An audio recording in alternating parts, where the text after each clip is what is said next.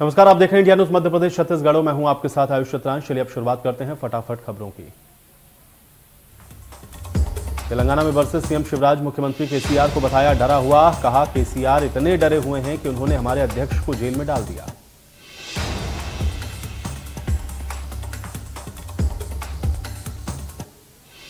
CM ने कहा केसीआर, हम बिरयानी नहीं खा रहे हैं, जो खा जाओ। जब तक तुम्हारी सरकार गिराकर धूल में नहीं मिलाएंगे तब तक चैन की सांस नहीं लेंगे।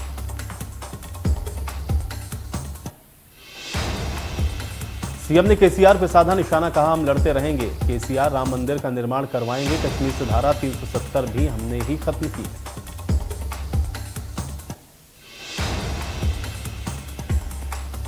प्रधानमंत्री नरेंद्र मोदी की सुरक्षा में चूक का मामला सुप्रीम कोर्ट तक पहुंचा है। सुप्रीम कोर्ट में गुरुवार को इस मामले में सुनवाई हुई।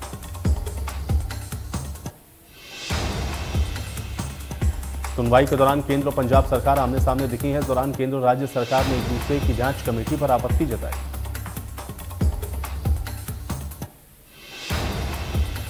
सुप्रीम कोर्ट ने इस मामले की सुनवाई सोमवार तक के लिए टाल दी है। इसके साथ ही कोर्ट ने सोमवार तक केंद्र और राज्य को इस मामले से जुड़ी कार्रवाई रोकने के निर्देश दिए।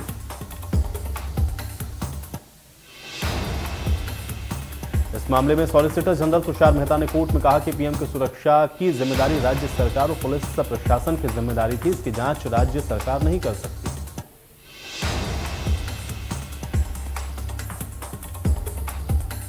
तुषार मेहता ने कमेटी में एनआईए को शामिल करने की मांग की है। उन्होंने सुरक्षा चूक पर गृह सचिव को भी जांच के दायरे में बताया।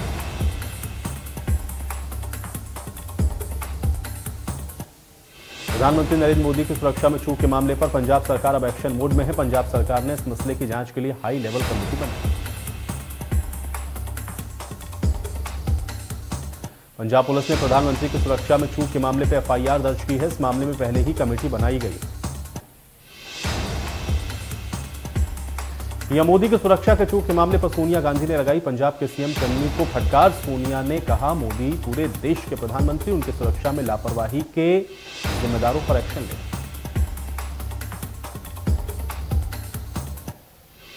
पीएम की सुरक्षा के चूक के मामले में सीएम भूपेश ने कांग्रेस अध्यक्ष सोनिया गांधी के बयान का किया समर्थन। कहा मामले की होनी चाहिए जांच। केंद्रीय गृह मंत्री पर भी साधा निशाना।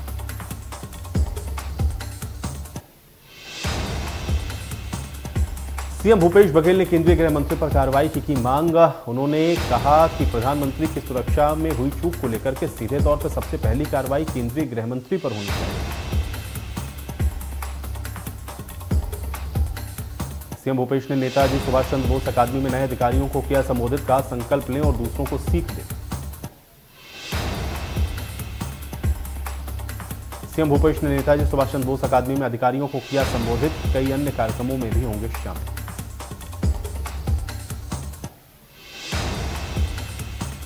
पिछले 24 घंटे में मध्य प्रदेश में कोरोना के 1320 प्रकरण सामने आए हैं। कोरोना को लेकर के नरोत्तम मिश्रा की अपील, लोगों से मास्क पहनने की अपील।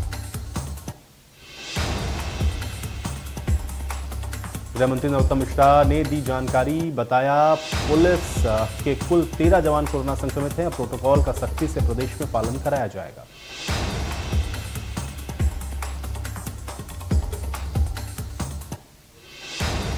एमपी में अब बिना मास्क नहीं मिलेगा पेट्रोल। इसके साथ ही राज्य में मास्क के जुर्माने की राशि पर सख्ती से किया जा रहा है विचार।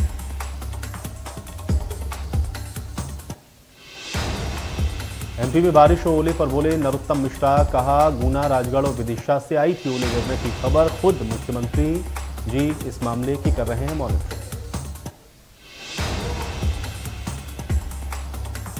गृह मंत्री ने कहा एमपी में लॉकडाउन जैसा कोई प्रस्ताव भी फिलहाल विचाराधीन नहीं है। पिछली बार के वेरिएंट और इस बार के वेरिएंट में अंतर है। पिछली बार परिस्थितियां अलग थी। चिकित्सा शिक्षा मंत्री विश्वास सारंग का बयान। केंद्र सरकार के रिपोर्ट में बेरोजगारी दर में मध्य प्रदेश में सबसे कम रोजगार देने के लिए नए अवसर सृजित किए जा रहे हैं।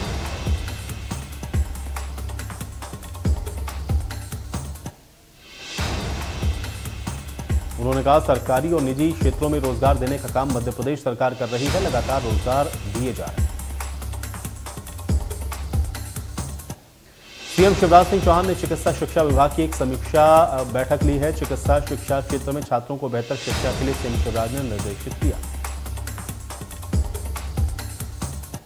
मंत्री ने बताया कि अब मेडिकल की पढ़ाई भी हिंदी माध्यम से शुरू करने जा रहा है, जिसका पाठ्यक्रम अब जल्द ही तैयार होगा। केंद्रीय मंत्री फग्गन सिंह कुलस्ते ने उज्जैन में पीएम के चिरायु होने और उनके उत्तम स्वास्थ्य रहने के लिए यज्ञ किया। बीजेपी महिला मोर्चा मनेंद्रगढ़ ने शहर के श्रीराम मंदिर में प्रधानमंत्री के लिए महामृत्युंजय जाप करने के साथ ही पूजा अर्चना के रुद्राभिषेक भी किया। बीजेपी विधायक आकाश विजयवर्गीय ने कोरोना की तीसरी लहर के दौरान लोगों को जागरूक करने के लिए मुहिम चलाने पर इंडिया न्यूज को धन्यवाद दिया।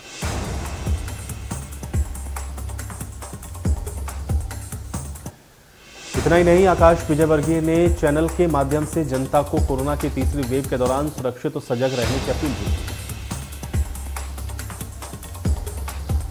इंडिया न्यूज से खास बातचीत करते हुए आकाश विजयवर्गीय ने यह भी कहा कि वो सतर्क हैं और जागरूक रहें ताकि पहली और दूसरी लहर जैसे हालात ना बने।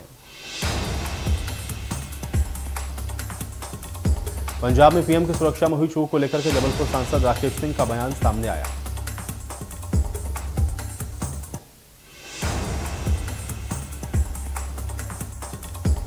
उन्होंने कहा कि देश के इतिहास की अब तक की सबसे खतरनाक घटना है। सांसद राकेश सिंह ने इस घटना को देश के लोकतंत्र के साथ मजाक भी करार दिया। सनावद में कृषि मंत्री कमल पटेल ने अधिकारियों को चेतावनी दी है। उन्होंने कहा है कि काम में लापरवाही बर्दाश्त नहीं की जाएगी। ठेकेदार की गलती होने पर अधिकारियों को सस्पेंड कर दिया जाएगा। उद्योग विभाग के अधिकारियों को मंत्री कमल पटेल ने यह चेतावनी दी। इस दौरान मंत्री कमल पटेल के साथ उद्योग मंत्री ओम प्रकाश सकलेचा भी मौजूद थे।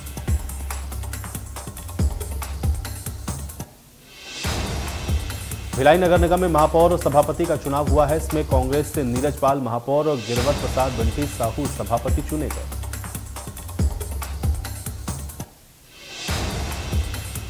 मध्य प्रदेश में मौसम का अलर्ट। ग्वालियर चंबल संभाग के साथ राजगढ़, विदिशा, शाजापुर और आगर जिले में ओलावृष्टि की चेतावनी दी गई। भोपाल में देर रात से मूसलाधार बारिश का दौर जारी है। इससे लोगों को काफी कठिनाइयों का सामना करना पड़ रहा है।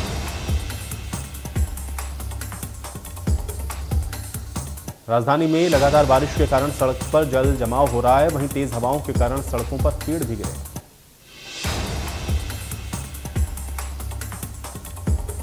छत्तीसगढ़ में हवाओं की दिशा बदलने की वजह से प्रदेश के मौसम में भी बदलाव हुआ है। इसके चलते ठंड थोड़ी कम हुई।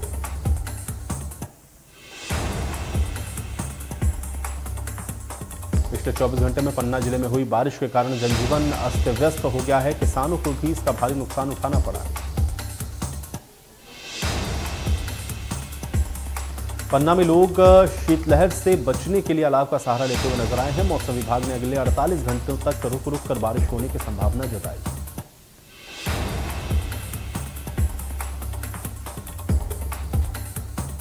अशोकनगर में बरसात का कहर जारी है। दीवार गिरने से एक घर ढह गया है। 3 लोग इसमें घायल हो गए हैं। 2 दिन से बरसात लगातार जारी।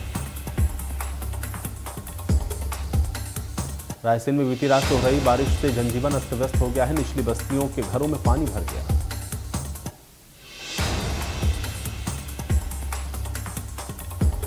मध्य प्रदेश के राज्य कोविड सलाहकार समिति के सदस्य डॉक्टर निशांत खरे का बयान। कहा, देश में भी प्रतिदिन लाखों की संख्या में मिलेंगे कोरोना संक्रमित। ग्वालियर में कोरोना का बढ़ता ग्राफ पर जिला प्रशासन लगातार चालानी कार्रवाई और कोविड गाइडलाइन का पालन करवाने में जुटा।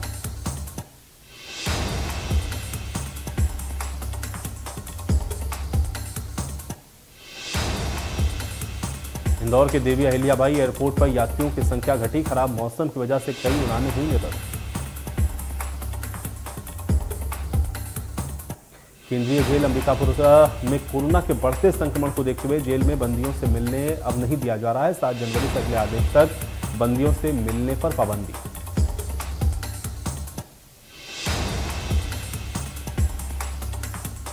सरगुजा में कोरोना के एक्टिव केसों की संख्या में लगातार बढ़ोतरी हो रही है। सरगुजा में कोविड के 55 मरीजों की पहचान हुई है। जिले में कुल 136 कोरोना के मरीज पाए गए। कांकेर में संक्रमण को देखते हुए जिले में धारा 144 लागू की गई है। इसको देखते हुए जिले में लग रहे मेले पर प्रतिबंध लगा दिया गया।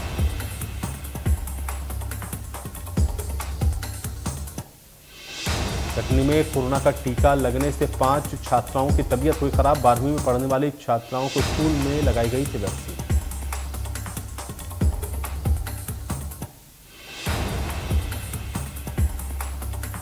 ग्वालियर में पड़ोसियों के आपसी विवाद का सीसीटीवी फुटेज आया सामने। इसमें देखा जा सकता है कि सरकारी टीचर की पत्नी और बेटी ने अपने पड़ोसी के घर पर पथराव किया। बालाघाट में तेज रफ्तार का दिखा कहर। जिले के बहर रोड पर तेज रफ्तार से जा रही 108 जननी एक्सप्रेस अनियंत्रित होकर के पलटी। हादसे में एक ड्राइवर समेत एक व्यक्ति घायल।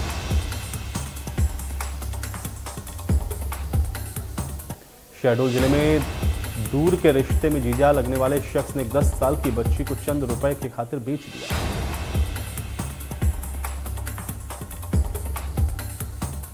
जब इस बात का पता चला बच्ची के परिजनों को चला तो परिजनों ने इसकी जानकारी पुलिस प्रशासन को दी है। पुलिस ने आरोपी जीजा समेत 2 लोगों को गिरफ्तार किया।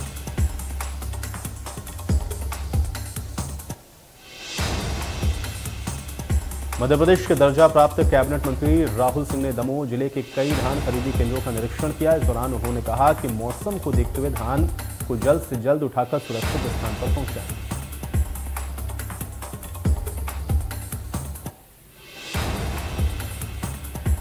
केर के चारामा में सन की पड़ोसी ने मामूली विवाद में वृद्ध की गला रेत कर हत्या कर दी। इसके बाद उसकी मौके पर ही मौत हो गई। बीजापुर में एक बार फिर से माओवादियों ने मुखबिरी का आरोप लगाकर 3 आदिवासियों की हत्या कर दी है, जिसमें एक महिला और 2 पुरुष शामिल हैं।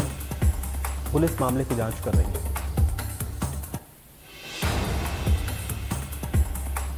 बुरहानपुर जिले के लूनी में एक युवक खुद को जिंदा साबित करने में लगा हुआ है। इसको लेकर के वो सरकारी ऑफिस के चक्कर काटने पर मजबूर है।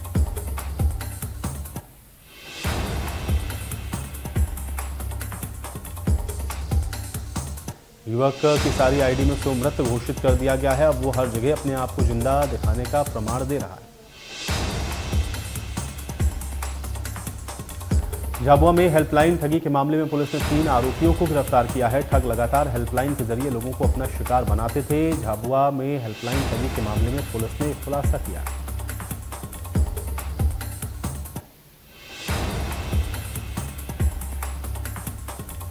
अहमदाबाद के नेशनल हाईवे बैतुल पर किसानों ने काली देवी में चक्का जाम कर दिया है। किसान कपास के भाव को लेकर के आक्रोशित।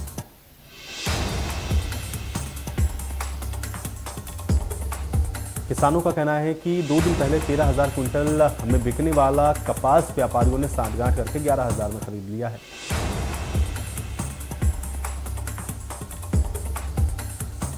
रायगढ़ के लैलूंगा थाना क्षेत्र में बीती रात चोरों ने बैंक में सेंध मारने का प्रयास किया है। बैंक की खिड़की तोड़कर अंदर घुस गए और 20-20 के नोटों की गड्डी लेकर के फरार।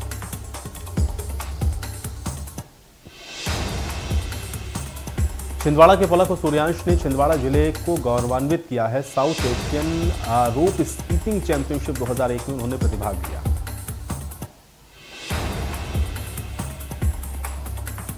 डिंडौरी में एक महिला के साथ तो देवर ने उसे बुरी तरह से पीट दिया है। मारपीट का पूरा वीडियो सीसीटीवी कैमरे में कैद हो गया।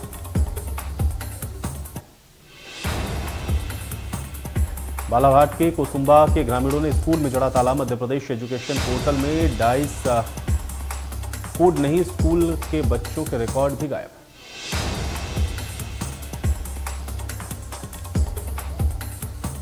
स्कूल के बच्चों को नहीं मिल रही छात्रवृत्ति और मध्याह्न भोजन। इस समस्या को लेकर के पालक शिक्षक संघ और ग्रामीण 2 सालों से भटक रहे। खरगोन में पुलिस ने 8.5 लाख रुपए के 56 चोरी किए गए मोबाइल फोन बरामद किए हैं। साइबर टीम ने जिले के अलग अलग थानों से चोरी के मोबाइल फोन को बरामद किया।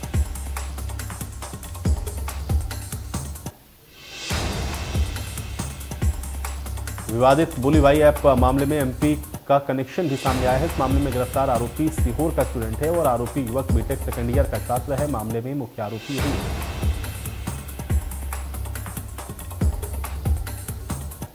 कोरोना संकट के बीच में 5 राज्यों में होने वाले विधानसभा चुनावों की तैयारियां जारी हैं। इलेक्शन कमीशन लगातार इसको लेकर के बैठकें कर रहा है। इस बीच 5 राज्यों में विधानसभा चुनाव से पहले प्रत्याशियों के खर्च की सीमा 28 लाख से बढ़ाकर 40 लाख कर दी गई। इस फैसले के बाद अब विधानसभा क्षेत्र के प्रत्याशी 70 लाख के बजाय 95 लाख रुपए तक खर्च कर सकते हैं।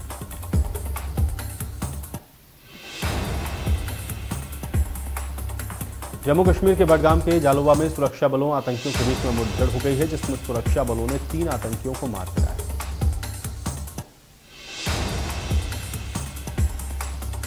मध्य प्रदेश और छत्तीसगढ़ में कोरोना का ग्राफ काफी तेजी से बढ़ रहा है। अंतिम 4 घंटे में 1320 नए मामले हैं, तो वहीं भोपाल में 24 घंटे में 246 नए पॉजिटिव केस मिले।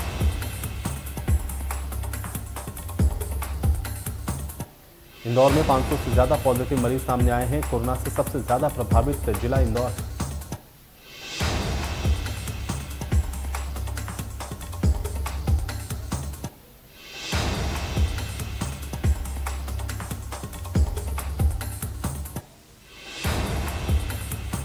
छत्तीसगढ़ में कोरोना के 2000 से ज्यादा नए मामले सामने आए हैं। राज्य में एक दिन में 2400 नए मामलों की पुष्टि हुई।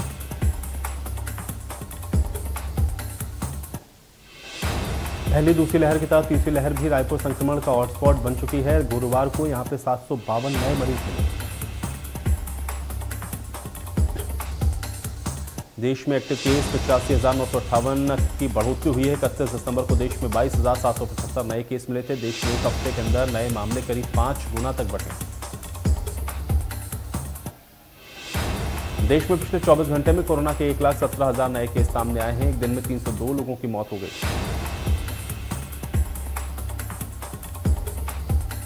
एक दिन में 30,836 मरीज रिकवर भी हुए हैं, तो वहीं देश में एक्टिव केस की संख्या 3,71,000 के पार पहुंच गई। महाराष्ट्र में बीते 24 घंटे में कोरोना के 36,265 नए केस सामने आए हैं। एक दिन में 13 मरीजों की मौत हुई। दिल्ली में पिछले 24 घंटे में कोरोना के 15,097 नए केस सामने आए हैं। एक दिन में 6 लोगों की मौत हुई।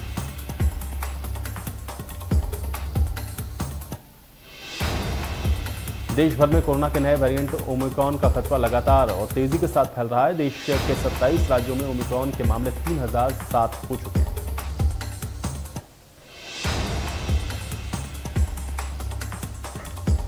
दिल्ली में एक दिन में ओमिक्रॉन के 114 नए केस सामने आए। इसके साथ ही दिल्ली में ओमिक्रॉन के कुल मामले 465 हो गए।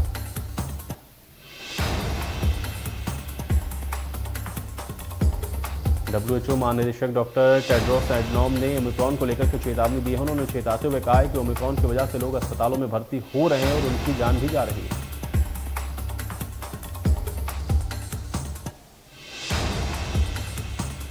दक्षिण अफ्रीका ने जोहान्सबर्ग के वांडरर्स में खेले गए दूसरे टेस्ट में भारत को 7 विकेट से हरा दिया है। इसी के साथ 3 टेस्ट की सीरीज 1-1 से बराबर हो गई। भारतीय टीम ने 240 रनों के लक्ष्य का पीछा किया। इससे दक्षिण अफ्रीकी टीम ने 3 विकेट के नुकसान पर ही हासिल कर लिया।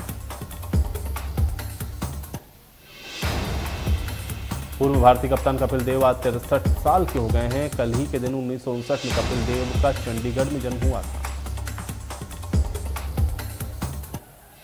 जोहान्सबर्ग में खेले जा रहे इंडिया और साउथ अफ्रीका टेस्ट मैच के तीसरे दिन भारतीय स्पिनर रविचंद्रन अश्विन ने इतिहास रच दिया। इस मैदान के अनिल कुंबले के बाद विकेट लेने वाले एकमात्र भारतीय स्पिनर अश्विन बने। अनुष्का शर्मा मूवी चकदा एक्सप्रेस में पूर्व भारतीय कप्तान झूलन गोस्वामी का रोल प्ले करते हुए नजर आएंगी। फिल्म की पहली झलक शेयर की गई है, जिसमें अनुष्का शर्मा मैदान पर बल्ला पकड़े हुए नजर आ रहे हैं। हिमाचल प्रदेश में गुरुवार को भी बारिश और बर्फबारी का दौर जारी रहा है। गुरुवार को प्रदेश में नेशनल हाईवे सहित 200 से ज्यादा सड़कें बंद रहीं। 140 बिजली ट्रांसफर और 29 पेयजल योजनाएं प्रभावित होने से लोगों की परेशानियां और बढ़ गई हैं। 8 और 9 जनवरी को दोबारा भारी बर्फबारी का येलो अलर्ट भी जारी हुआ।